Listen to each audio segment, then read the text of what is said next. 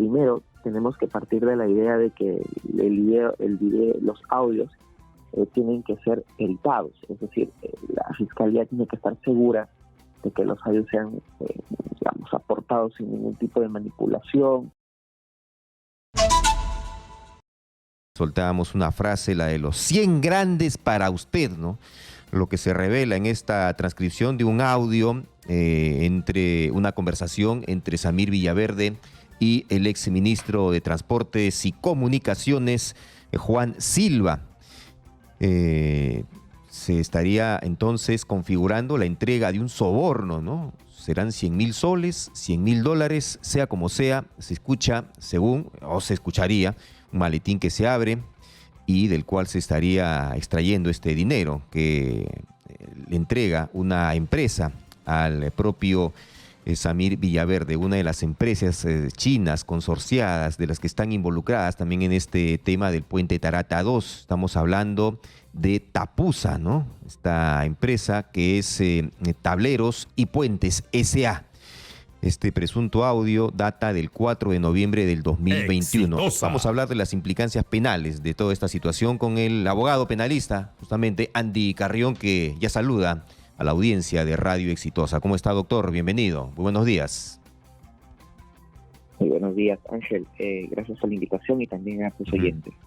Muy bien. El tema lo tiene, por lo menos, no sé si totalmente claro, pero bastante encaminado el fiscal de la Nación con estas revelaciones que se han hecho. ¿Cómo lo ve usted? En efecto, ¿no? El fiscal de la Nación, al decidir ya abrir ampliar, es el término que ha usado, la investigación que se sigue en la Fiscalía de la Nación e incluir así al presidente de la República, ya el presidente ha tomado postura respecto a que los indicios con los que él cuenta, que ha sido trasladado por parte de la Fiscalía Anticorrupción y también del lavado de activos, podría constituir un elemento base para poder afirmar de que nos encontramos frente a una organización criminal que se dedicaba a cometer diversos delitos, ¿no? Como el delito de cohecho, el delito de soborno, que así lo conocemos nosotros, el delito de colusión, entre otros. Así es que ya al haber emitido esta disposición, esta reglamentación, el propio fiscal de la Nación, ya debemos de entender de que al menos existe una sospecha inicial simple que está encaminada en contra del propio presidente de la República. Claro, porque estamos hablando de alguien que es casi ya el que antecede al presidente de la República, el que está implicado en toda esta situación, como lo es el ex ministro Juan Villegas. O sea, esa línea que separa la presunta vinculación del ex ministro Juan Silva Villegas con el presidente de la República es muy tenue, es delgadísima, ¿no? Por exagerar. Claro que sí. Y además es un poco notorio, Ángel, el hecho de que el propio exministro Juan Silva haya negado en múltiples ocasiones el hecho de haberse encontrado con el propio Samir Villaverde, ¿no? O haber interrelacionado con él o de alguna manera haber participado en algún encuentro, no necesariamente ilícito, con Samir Villaverde, ¿no? Obvio que primero tenemos que partir de la idea de que los audios tienen que ser editados, es decir, la Fiscalía tiene que estar segura de que los audios sean, aportados sin ningún tipo de manipulación o que en efecto pertenecen al tiempo en el cual ellos supuestamente tuvieron esta conversación. Entonces, ese es un primer paso que entiendo la Fiscalía ya debe estar implementándolo, pero el propio exministro Juan Silva tiene una situación muy complicada al haber negado, incluso lo hizo ante el Congreso, al haber negado este tipo de conductas, porque él al ser investigado simplemente pudo haber callado, ¿no? Pero negar ya implicaría también un tema de perturbación probatoria, ¿no? Efectivamente, eso complica mucho más su situación porque a los supuestos delitos que se estarían configurando tras la revelación o los dichos en este audio, presuntamente, ¿también se sumaría obstrucción a la justicia o cuál sería la figura exacta allí? Es interesante tu pregunta, Ángel, porque en el caso del exministro Juan Silva, debemos de tomar en cuenta de que ya el Ministerio Público ha solicitado el impedimento de salida del país. No obstante, desde mi punto de vista, respecto a las últimas actuaciones y presentaciones que tuvo el exministro, podría eventualmente también configurar un ámbito de perturbación probatoria que ameritaría la solicitud de la detención preliminar o la prisión preventiva. Pero debemos de también señalar, para que los oyentes entiendan, de que la Fiscalía ha solicitado 120 días de investigación respecto a la detención preliminar. Entonces, la detención preliminar solamente podría, como máximo, invocarse con 10 días de plazo, y después tendría que quedar libre, con lo cual la Fiscalía, al haber advertido eso, pues no solicitó esa oportunidad de detención preliminar, ¿no? Pero lo que no significa de que no lo soliciten adelante. Pero la calidad misma, disculpe la interrupción, la calidad misma de ministro o de exministro, ¿legalmente de alguna manera lo protege? Él tiene ya el derecho al antejuicio, pero ya recordemos de que también la inmunidad se ha relativizado a raíz de una norma que dictó el anterior Congreso. Tal es así que al día de hoy ya la Fiscalía de la Nación puede investigar a cualquier ministro sin necesidad de que solicite una autorización al Congreso de la República. Ese es el motivo por el cual la Fiscalía de la Nación ahora mismo se encuentra investigando a Juan Silva, sin que hayamos advertido algún tipo de medida previa o permisiva previa adoptada por el propio Congreso de la República. Algo que sí le asiste al presidente de la República, por ejemplo, ¿no? Pero no necesariamente a los congresistas, porque a pesar del alto puesto público que han ejercido, ellos son pasibles de ser investigados en cualquier momento. Ahora, esto quiere decir, y tras los detalles conocidos en la transcripción de este audio, y es que el rosario de desfiles de empresarios o de otros operadores va a ser bastante larga, ¿no? Exitosa. Claro que sí, porque Ángel, nos encontramos ante el inicio de la investigación preliminar, ¿no? Aún no sabemos qué otros audios, por ejemplo, puede haber respecto a Samir Villaverde. Él, en una intervención, una famosísima intervención ante el Congreso de la República, afirmó de que tenía muchas pruebas respecto a lo que él afirmaba. Obviamente al inicio la mayoría reaccionó, y dentro de ello me incluyo, con algo de escepticismo, porque ante grandes afirmaciones e imputaciones uno necesita también grandes pruebas e indicios para corroborarlo. Pero vemos de que al menos inicialmente el propio Samir Villaverde cumplió con grabar a las personas con las que él se interrelacionaba. De hecho, la prueba más importante que tenemos ahora para afirmar que ya los funcionarios públicos se encuentran implicados son los audios que ha producido el propio Samir Villaverde. Uh-huh. Entonces nos encontramos frente al inicio de una investigación y no sabemos qué otros indicios u otros audios debe de haber recabado el propio Samir Villaverde, a efectos de implicar también a mucho más personas y sobre todo a funcionarios públicos y también al propio presidente de la República. Y es que el aporte de Samir Villaverde está bastante bien sustentado, a diferencia de los dichos de oídas y de tercera persona, esa calidad que utilizaba Karelin López, perdón, ¿no? Hay una enorme diferencia entre el peso específico, ¿no?, de ambos.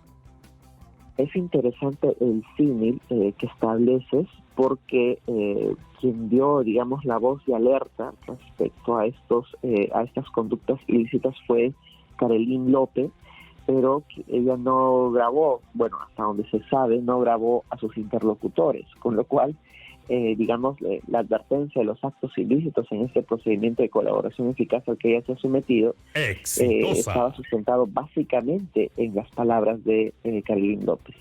Sin embargo, por el lado de Samir Villaverde, entendemos de que él no solamente tiene su versión, sino que ya un elemento importante de corroboración serían los audios que él ha aportado a la Fiscalía. Es decir, que nos encontraríamos, y también estableciendo el símil, ante un nuevo Montesinos que no necesariamente grababa, es decir, filmaba a sus interlocutores, sino que grababa en audios a sus interlocutores, ¿no?, a diferencia de Montesinos. Entonces, veamos hasta dónde va a conducirnos ello, pero ya si es que advertimos todas las transcripciones de las grabaciones, pues entendemos de que no sería el único material probatorio con el que se cuenta. Pero es que eso nos revela la calidad de persona que es el propio Samir Villaverde, porque al estar grabando cada una de estas actividades que realizaba con representantes o miembros del propio Poder Ejecutivo, de la gente que tiene el poder de decisión en el país de carácter económico,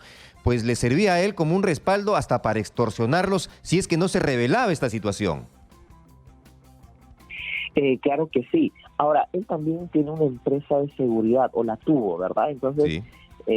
Vemos de que quizás él ha tomado esas precauciones a raíz de una eventual sospecha de que él eventualmente podría caer en una situación en la que ahora se encuentra. Su seguro. Nadie anda grabando pues a sus interlocutores gratuitamente, ¿no? Vemos de que ya hubo una finalidad y la grabación más importante que el día de hoy se tiene es precisamente con el exministro Juan Silva, en la que claramente se advierten actos ilícitos muy, muy probados, ¿no? Como por ejemplo el ámbito del cohecho, la propia colusión o el tráfico de influencias, ¿no? Entonces, veamos hasta dónde eso nos va a conducir, pero ya resulta muy sospechoso el hecho de que el propio Samir Villaverde haya apuntalado estas grabaciones en atención a su propia protección, ¿no? Porque lo que él va a hacer definitivamente es someterse a un procedimiento de colaboración eficaz, aportando todos los audios con los que él cuenta, a efectos de que no afronte la investigación en libertad y no necesariamente desde la prisión.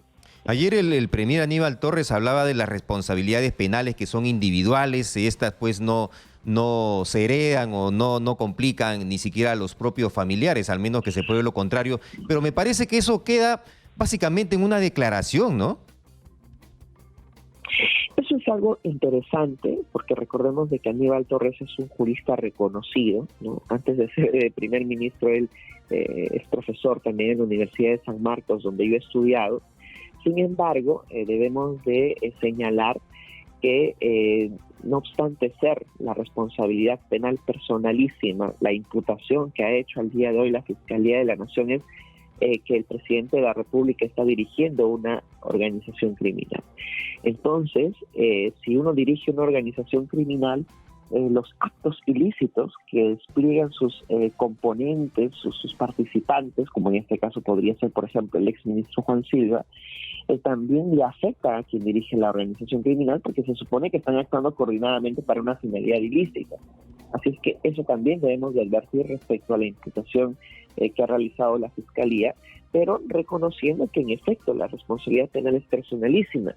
Y si bien es cierto, no se le menciona en ningún apartado en el audio aportado, al menos inicialmente por Samir Villaverde, eso no significa de que no complique la situación del presidente, porque si es que hay una organización criminal respecto a los actos que han desplegado el exministro y algunos otros funcionarios públicos, pues eso afecta también a quien dirige la organización criminal, que en este caso sería el propio presidente de la República. Sí, es que las costuras se les ve, pero por todos lados, no pueden ni casi ya ni ocultarlas. Para terminar, y antes que se me vaya la idea también, cómo la cárcel, ablanda o cambia a las personas, ¿no? Porque el propio Samir Villaverde, mientras estaba en libertad, no conocía, no sabía nada, no había tenido ningún tipo de reunión, absolutamente nada. Pero ahora está cantando más que un gorrión. Claro que sí, y yo creo que eso se debe a que está acorralado por los indicios que están surgiendo en la investigación y que no hacen más que corroborar el hecho de que en efecto aquí han habido muchos delitos que deben necesariamente ser investigados, y veamos hasta dónde la Fiscalía llega respecto a la inclusión también a otros funcionarios públicos y a otros empresarios que han visto en el gobierno de Pedro Castillo una oportunidad para o seguir lucrando o incorporarse a este esquema de corrupción que ya la Fiscalía ha descubierto, ¿no? Un espejo en el que debe estarse mirando el propio exministro, ¿no? Claro que sí, es un espejo ante el que debe estar mirándose, y como acabo de mencionar, veamos hasta dónde la Fiscalía puede también seguir incorporando a otros actores y yo parto de la idea de que no es el único audio con el que cuenta Samir Villaverde, porque No, de hecho. ese audio data de, entiendo yo, Noviembre. incluso desde antes de que el propio presidente de la República haya asumido funciones. Ah, claro, los más antiguos. Estamos a junio del año 2022.